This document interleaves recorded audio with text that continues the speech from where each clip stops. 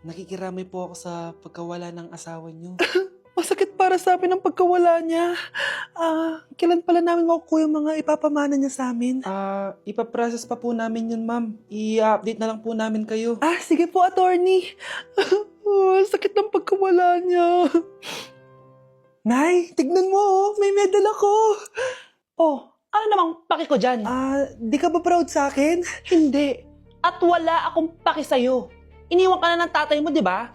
Kaya pwede ka na umalis dito. Bakit ka ba ganyan sa akin, Nay? Huwag mo nga akong matawag-tawag na nanay dyan. Kadiri. Hindi kita anak. Ang nanay mo, wala na. Malandi kasi. Nay, gutom na ako. Ay, gutom na baby ko. Wait lang, mag-order ako ng steak for you, ha? Yay! Steak, my favorite! Ampun lang pala ako. Nasaan na yung totoo ko, nanay?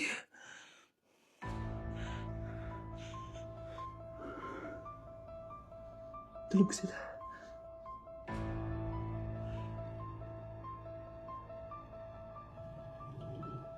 Nasaan na yun?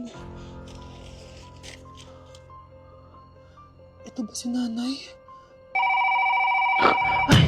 Sino ba ito tumatawag na to? Muntik na yun. Attorney? Hello, ma'am. May update na po sa ipapamana ng namatay niyo pong asawa. Sige. Punta ka dito sa bahay. Sa wakas, ito na yung araw na pinakahihintay ko. Hoy, ikaw!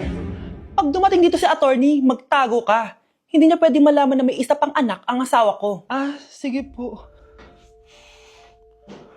Ma'am, nakuha na po namin yung last will and testament ng asawa niyo. Ang nakasulat po dito ay, ang 50% ng kayamanan niya ay mapupunta po sa inyo.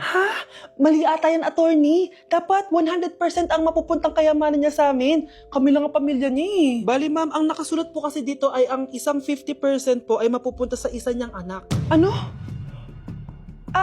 Baka yan yung isa naming anak na nawala. Oo, sa amin na lang yan.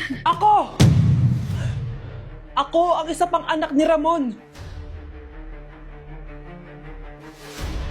Anak! Umagang-umaga, cellphone agad hawak mo? Tignan mo ito napanood ko. Huwag mag-cellphone agad pagkagising mo sa umaga kasi pinapataas mo lang ang stress levels mo. Ano ba naman yun, Nay? Doktor na may sabi ha. Tigilan mo na yan. Maniniwala pala tayo sa doktor. Sige. Grabe, ang init. Paniligo na nga ako. Nay, may napanood ako oh. Kung may nagsabi sa'yo na dapat kang maligo araw-araw, isang malaking kasinungalingan yan. Sabi ng doktor na, bawal daw maligo araw-araw. Ba't ka naliligo? Sige, di na ako maliligo. Kung akala mong healthy ang mga prutas, pakinggan mo tong sasabihin ko. Nay, nagsalita na yung doktor ha. Huwag ka na kumagat dyan. Pati ba naman prutas? Ay, magmamatcha na lang ako. Kung akala mong healthy ang mga matcha, pakinggan mo tong sasabihin ko. Hala, sabi ng doktor, hindi daw healthy yung matcha, Nay. Huwag mo na inumin yan ha. Pati matcha bawal. Sinisira mo ang utak mo sa paggamit ng mga betchin. Nay, sabi ng doktor, sinisira mo daw utak mo. Huwag ka na maglagay niyan. Tama na! Oo na, lahat ng ginagawa ko masama sa akin. Sige na, ititigil na ako. Basta mag-cellphone na ako Sige na, mag-cellphone ka na. Pero huwag ka magpupuyat masama pa rin yon. Malaking kasinungalingan yung sinasabi nilang bawal ka magpuyat. Anong sabi mo, Nay? Sabi ng doktor, pwede naman eh. Bye! Okay, class. Last 5 minutes. Hirap naman nito. Ano sa gusto number 10? Huwag ka mong sa akin, Samantha. Mapapagalitan tayo kay ma'am. Tamot mo naman. Ayaw mo akong pakopyahin, ha? Bilisan nyo, class. 1 minute na lang. Ma'am, nangangopya po si Scarlett sa akin, no? Napakasinungaling mo, Samantha. May nangangopya pala dito. Bagsak ka na sa akin, Scarlett. Apakasama talaga ng ugali mo, Samantha. Nay! Anak. Anyari sa'yo? Binagsak ako ng teacher ko. Naniwala kasi siya kay Samantha na nangopya daw ako. Totoo ba yun, Scarlett? Hindi, Nay. Siya talaga yung nangopya sa akin. Walang iya yan Humanda siya sa akin. Tara, anak. A few moments later. Ma'am, bakit niyo po kami pinatawag dito? Kasi yung anak mo, sinungaling. Siya naman talaga yung nangopya kay Scarlett eh. Hindi po totoo yan. Para malaman natin kung sino nagsasabi ng totoo sa inyong dalawa, mag-quiz na lang kayo ulit.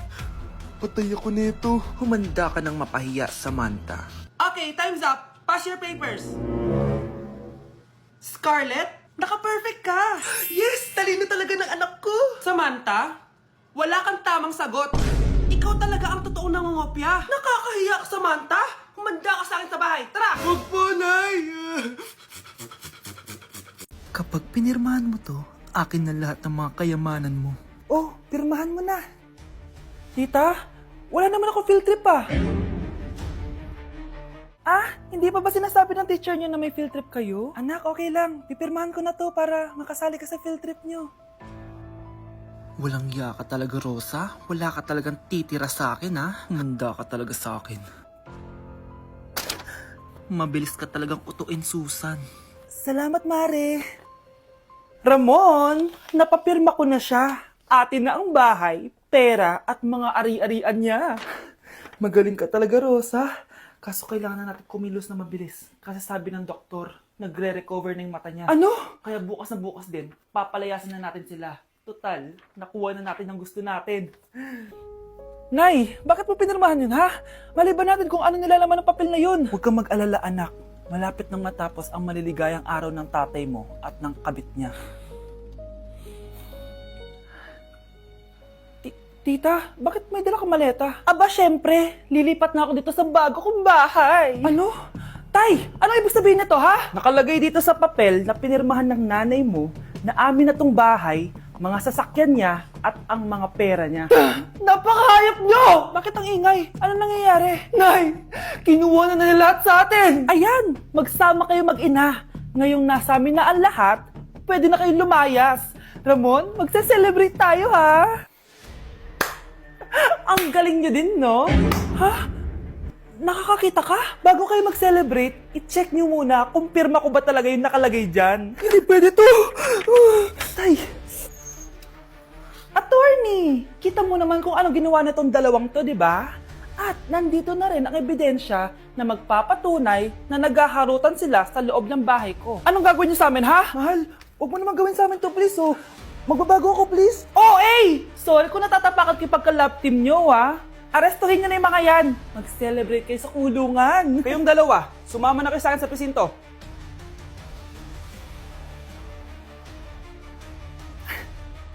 Kyle, anak, uuwi yung mga kapatid mo. Talaga, Nay? Tagal kong hinintay ito. Grabe, akala ko nakalimutan na nila tayo kasi successful na sila eh. Miss ko na sila. Tagal na din nung last na pumunta sila dito. O sige na anak, hintayin mo sila sa labas ha. Maghahanda lang ako ng kakainin natin mamaya. Uy, Kyle, balita ko, uuwi yung mga kapatid mo ah. Opo tita. Paano niyo po nalaman? Basta! Siguro proud yung nanay mo kasi successful yung mga anak niya, no? Oo naman, tita. Nagbunga lahat ng paghihirap ni nanay sa kanila. Deserve nyo yan. Malapit nyo nang malaman ng totoo. Walang sikretong hindi nabubunyag. Pasok na po ako, tita. Sige. Hello, Nay! Nandito na yung anak mong doktor all the way from New York! Hi, Nay! Nandito na yung anak mong teacher all the way from Central Elementary School! Hello, Nay! Nandito na yung anak mong engineer! Naiyak naman ako. Nakumpleto din kayo magkakapatid. Sana nakikita to ng tatay niyo. Masaya ako na nandito kayo, ate, kuya. Sana maging successful din ako na kagaya niyo. O siya na, kumain na kayo ha. Galing pa kayo sa malalayo eh. Wow naman, Mare. Bigatin na yung mga anak mo. Saya-saya. Oo naman, Mare. Ilang taon din akong kumayod para mapagtapos lang sila. Pero worth it naman, di ba? Teka, Mare, para mas masaya, may kailangan kang malaman. Oh, eto. Ha? Ano to, Mare?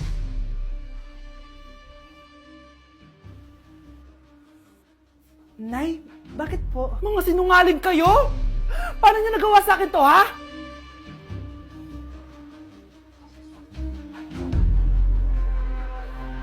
Nay, nandito po yung boyfriend ko.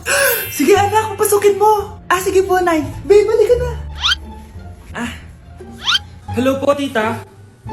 Eto ba yung driver niya, anak? Boyfriend ko yan. Anong driver, Nay? Boyfriend mo to? Halika nga dito, anak. Ano ba yan, anak? Mag-boyfriend ka na nga lang. Pangit pa. Nay, ano ka ba? Mayaman yan. Siguraduhin mo lang, ha? Ikaw pala yung boyfriend ng anak ko? Opo, tita. Malaki ba bahay mo? Wala po akong malaking bahay. Ganun ba? Ayaw kita sa anak ko. Nay, ano ba? Kasi sa mansion po ako nakatira. May kotse ka ba? Syempre po. Baka yung mura lang yan, ha? Lamborghini lang po. Oh, sabi ko sa inyo, Nay, mayaman yan eh. Meron po akong regalo sa inyo, tita. 1,000,000 po para sa inyo. 1,000,000? Anak, ano bang hinihintay mo? Magpakasal na kayo. Sige, Nay. Gusto ko next week may apo na ako, ha? Hindi ka pwedeng mamatay! Pre, may kalaban sa mido. Habulin nyo. Defend nyo na yan. Bilis. Matatalo tayo nyan eh.